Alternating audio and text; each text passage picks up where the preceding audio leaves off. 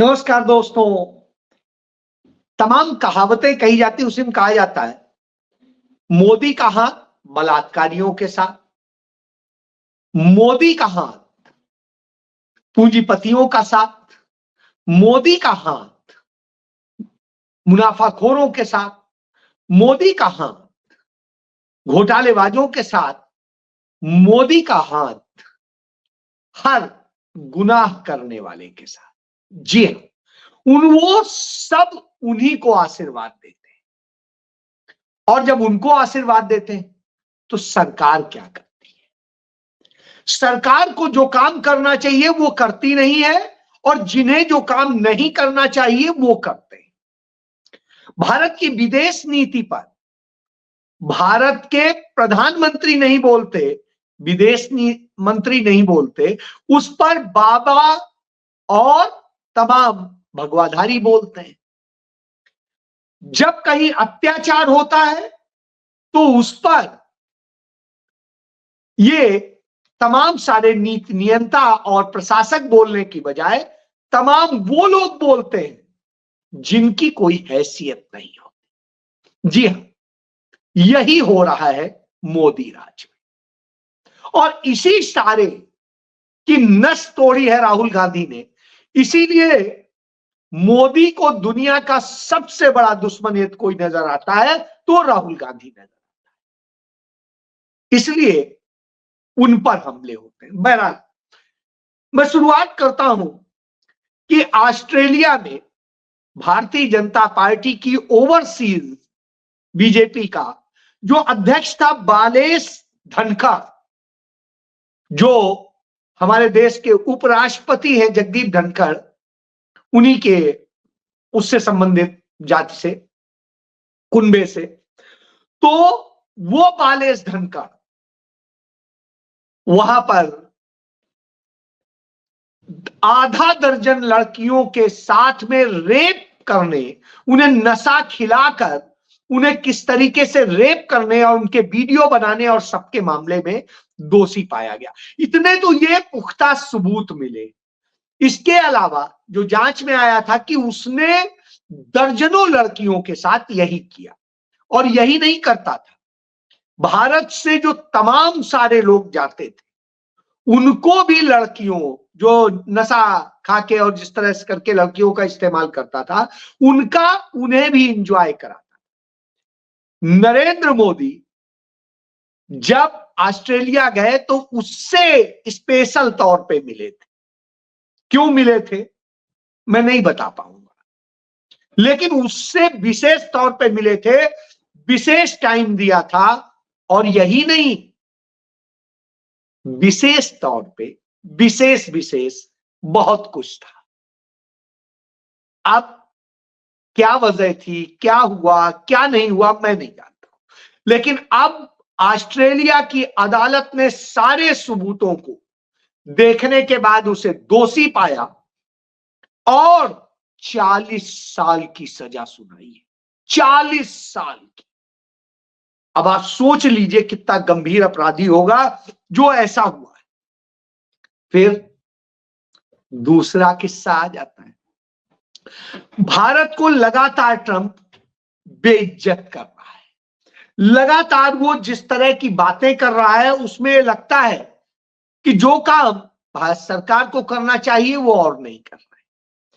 Canada हो, Mexico हो, इन सब देशों ने अमेरिका के प्रोडक्ट का बहिष्कार कर दिया है, और यूरोपियन देशों ने भी बहिष्कार की सुगबुगाहट दे दी। लगातार ट्रंप भारत का नाम लेकर, किसी और का नाम नहीं लेता है, भारत का नाम लेकर भारत को बेइज्जत कर रहा है, बदतमीजी कर रहा है। हमारे प्रधानमंत्री के पद से लेकर के तमाम को अपमानित कर रहा है, यानी भारत को अपमानित कर रहा है। चीन और जापान धड़ल्ले से डॉलर को बेच रहे हैं ताकि डॉलर कमजोर हो, लेकिन साहब भारत अपना सोना और सब कुछ बेच करके वो डॉलर खरीद रहा है, वो रुपए का अवमूल्यन करके डॉलर खरीद रहा है, और अमेरिकी प्रोडक्ट कैसे भारत में आए, उसके लिए सारा काम कर रहा है। भारत का वाणिज्य मंत्री पीयूष गोयल अमेरिका गया, 3 दिन पड़ा रहा, बड़ी कोशिशें की, वहां के वाणिज्य मंत्री ने उसके साथ मुलाकात करना भी मुनासिब नहीं समझा। अब आप सोच लीजिए, मुलाकात भी मुनासिब नहीं समझी। हम दुनिया के सबसे बड़ी आबादी वाले देश, हमारी सबसे बड़ी ताकत हमारा उपभोक्ता होना है, निर्माता तो हम हैं नहीं। जो राहुल गांधी बार बार बताते हैं कि हमारी ताकत इसलिए कमजोर है क्योंकि हम निर्माता नहीं, हम सिर्फ उपभोक्ता है। हमने अपने हुनर को खत्म किया है। हमारे देश में जो छोटे छोटे हुनर हैं, जिसे एमएसएमई कहते हैं, या और छोटे से लघु अति लघु उद्योग हैं, कुटीर धंधे हैं, इन्हें हमने बर्बाद कर दिया। हमने ऑनलाइन बिक्री के जरिए पूरे व्यापार को देश के चौपट कर दिया। हर व्यापारी का, इस देश के 90% व्यापारी का व्यापार खराब हो गया, 10% का ही चल रहा है। और वही 10% इस देश में प्रशंसा करता घूम रहा है। हालांकि नफरत की भावना के कारण इस देश का तमाम बनिया मोदी मोदी मोदी करता है, लेकिन वास्तव में वो रो रहा है अपनी बर्बादी, आने वाले अपने बच्चों की बर्बादी देख के। क्योंकि आने वाले वक्त में, अभी तो उसकी जमा पूंजी चल रही है, आने वाले वक्त में उसके बच्चे क्या करेंगे, कौन सा रोजगार करेंगे, उसे समझ नहीं आ रहा। तो हमें जब यह कमजोर किया, उसका नतीजा है कि अमेरिका हमें आंखें दिखा रहा है, बार बार दिखा रहा है। तमाम दुनिया के देश लगातार अमेरिका को जवाब दे रहे हैं, लेकिन हमारे प्रधानमंत्री के मुंह पर चुप्पी है। हमारा वाणिज्य मंत्री चुप्पी साधे है, हमारा विदेश मंत्री चुप्पी साधे है। हिम्मत नहीं हो रही है कि हम बोले। अमेरिका तो बहुत बड़ा है, हमारी हिम्मत बांग्लादेश से बोलने की नहीं हो रही है, हमारी हिम्मत चाइना से बोलने की नहीं हो रही, हमारी हिम्मत श्रीलंका से बोलने की नहीं हो। और इन सब की छोड़ी, अब तो हमारी हिम्मत पाकिस्तान से भी बोलने की नहीं, रसिया से भी नहीं। तो किसी मुद्दे पर हम किसी से बोलने की हालत में नहीं। हमारे विदेश मंत्री का अपमान किया गया, और जिस तरीके से वहां पर प्रोटेस्ट किया गया ब्रिटेन में, उसको लेकर भी प्रधानमंत्री ने कुछ बोलने की हिम्मत नहीं जुटाई। तो अब आप समझ सकते हैं कि जब इतनी बड़ी बातों पे नहीं बोल रहे हैं तो क्या कर रहे होंगे, क्योंकि हम डरे हुए हैं। और क्यों डरे हुए हैं इतना, यही नहीं समझ में आता। अब चलिए इसी बात कर लेते हैं। इस पर बोलना चाहिए था, हम नहीं बोल रहे हैं। हम बार बार टैरिफ और सबको लेकर के वार्ता की बात कर रहे हैं, वार्ता नाकाम हो रही है।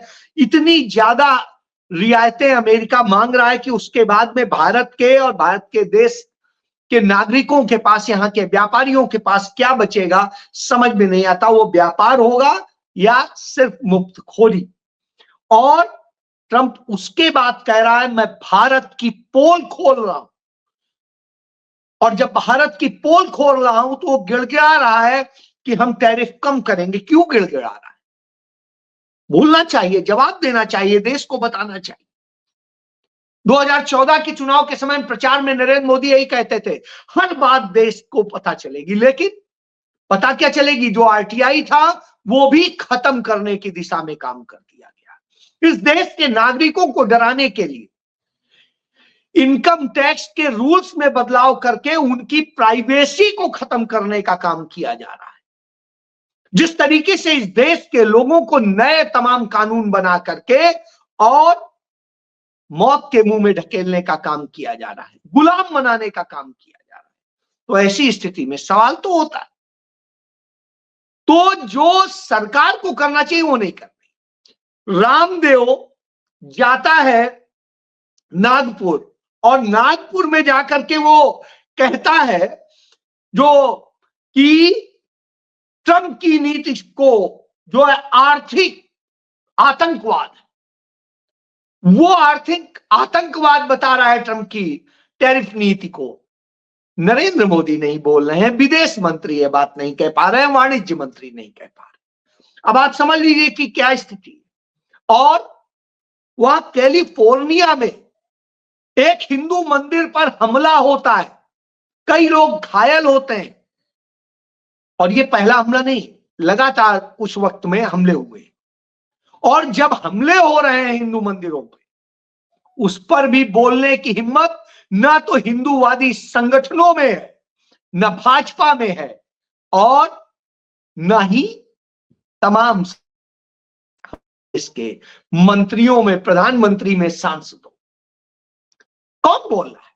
राहुल गांधी ने मुद्दा उठाया, कहा इस पर क्यों नहीं हो रहा, और इसको लेकर के वो एड्रेस कर रहे हैं, लेकिन प्रधानमंत्री नहीं बोल रहे हैं। जो हिंदुओं की राजनीति पुरोधा, हिंदू हृदय सम्राट कहते थे, वो बोल नहीं पा रहे हैं। तो आप समझ लीजिए बांग्लादेश में भी हुआ कि नहीं बोल पाए, अब यहां भी नहीं बोल पा रहे हैं।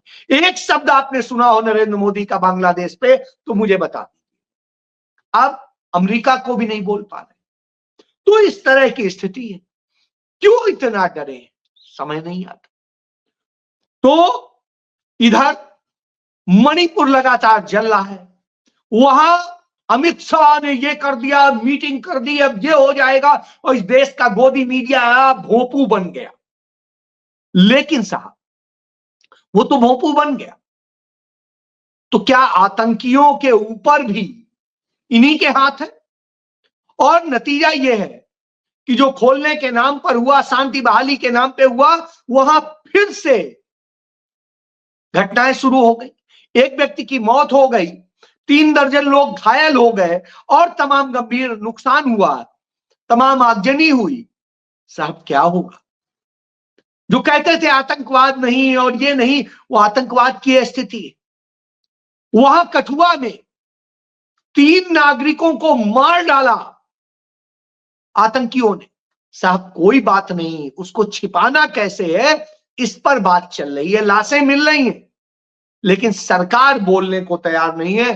तो यह स्थिति है। और उसके बाद इस देश को नफरत में झोंकने का काम होता है।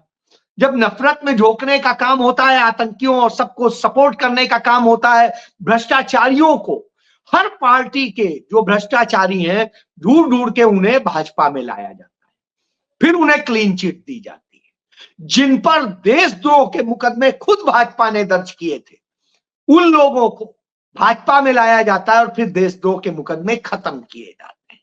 यानी अब आप समझ लीजिए, आतंकियों पर भी इनका हाथ है, बलात्कारियों पर भी इनका हाथ है, और तमाम इस तरह की हरकतें करने वालों पर भी है। अब आई देश में फिर क्या होगा? देश में लोगों को डराया जा रहा है, धमकाया जा रहा है, तमाम तरह के टेरर। अमेरिका कितना टेरर कर रहा है, नहीं कर रहा है, मुझे नहीं पता, लेकिन भारत के अंदर टेरर स्थापित किया जा रहा है, लोगों के मन में डर बिठाया जा रहा है। यह सत्य है। और इस पर कौन बोल रहा है? इस पर राहुल गांधी बोलते हैं और नसीहत देते हैं, न डरो न डराओ। लेकिन साहब मोदी तो डराने का काम करते हैं। दुनिया के तमाम देशों में जिससे इन दक्षिण पंथियों ने, यानी भाजपा जैसे दलों ने, जो नफरत की राजनीति करते हैं, जो हिंसा की राजनीति करते हैं, उन दलों ने किस तरीके से इस देश को आग लगाई। और उसका नतीजा है कि पेरिस में तमाम लिबरल लोगों नहीं कहेंगे, महिलाओं ने नग्न होकर के, अपने स्तन खुले छोड़ करके, उन पर डिजाइन बना करके, और फासिस्ट ताकतों का विरोध किया। उन्होंने जो विरोध किया वह इस बात का सबूत था कि कैसे इस देश को आग लगाई गई। तो वो विरोध कर रहे हैं, दुनिया के तमाम देशों में विरोध हो रहा है, क्योंकि उन्होंने हिटलर देखा है, उन्होंने मुसोलिनी देखा है, हम भी देख। हमारे यहां चाहे मुगल रहे हो बादशाह या दूसरे मुस्लिम आक्रांता भी रहे हो, उन्होंने भी यह तानाशाही स्थापित नहीं की। लेकिन इस शासन काल में यही डर का शासन स्थापित किया गया है। इसलिए सच बोलने से लोग डरते हैं और जो सच बोलते हैं उन पर हमले होते हैं। इसका नतीजा हमें सीतापुर यूपी में, जहां डबल इंजन की रामराज्य की सरकार है, वहां देखने को मिला। एक वाजपेयी लड़का जो बीजेपी का सपोर्टर था, पत्रकार था, उसने वहां के माफिया के खिलाफ खबरें लिखना शुरू किया। उसको सरेआम एनएच पर, लखनऊ दिल्ली राजमार्ग पर रोककर सबके सामने गोलियों से भून दिया जाता है। तो यह हो रहा है, यह है राम राज्य। सच बोलोगे तो यह होगा। वहीं हमीरपुर में एक पत्रकार, वहां के माफिया ने घेर करके, पूरे निर्वस्त्र करके बुरी तरह से मारा पीटा और सब कुछ किया। उसे एसडीएम ने कहा था वहीं मौके पे पहुंचो, हम आ रहे हैं, और वहां पर माफिया आके ये कर दिया। इसी तरीके से कई और जगह हो रहा है। तो लगातार ये हो रहा है, जहां जहां भाजपा का राज है ये हो रहा है। इसी तरह छत्तीसगढ़ में हुआ, एक पत्रकार को बुरी तरीके से वो करके मार डाला गया। माफिया की सड़क घोटाले पर उसने बात की थी। तो ये खेल चल रहे हैं। तो अब आप समझ सकते हैं किस चीज की सरकार चल, आतंक की सरकार चल रही। अमेरिका का टेरर टैरिफ का हो सकता है, लेकिन मोदी की सरकार सिर्फ टेरर की सरकार, और बोलने की हिम्मत विपक्षी दल भी नहीं कर रहे। अरविंद केजरीवाल के मुंह से एक शब्द सुना हो तो बता दीजिए, किसी और के मुंह से सुना हो तो बता दीजिए। बोल कौन रहा है? सिर्फ राहुल गांधी। राहुल गांधी सिर्फ कांग्रेस नहीं है, राहुल गांधी इस देश की आवाज, और वो अपनी पार्टी में भी लड़ रहे हैं, पार्टी के बाहर भी लड़ रहे हैं, और सारे विपक्षी दल उन्हें ही खत्म करने पे लगे। सबका दुश्मन कांग्रेस है, राहुल गांधी है, गांधी परिवार। सबको गांधी मुक्त, गांधी नेहरू परिवार मुक्त और कांग्रेस मुक्त भारत चाहिए। यानी सब भाजपा की एजेंडे पे काम कर रहे हैं। चाहे टीएमसी को ले लीजिए, चाहे और तमाम दलों को ले लीजिए, चाहे आम आदमी पार्टी, चाहे जिसको आप ले लीजिए। तो यह स्थिति है। कांग्रेस यदि मजबूत होती तो उन्हें तकलीफ, वो लड़ नहीं सकते, वो लड़ती है तो उससे तकलीफ। यह सच, इसे आपको समझने की जरूरत है। मैं बार बार इसलिए बताता हूं कि आप जब मर्ज ही नहीं समझ रहे हैं तो इलाज क्या करें? तो मर्ज को समझ लीजिए, मर्ज जानना बेहद जरूरी है।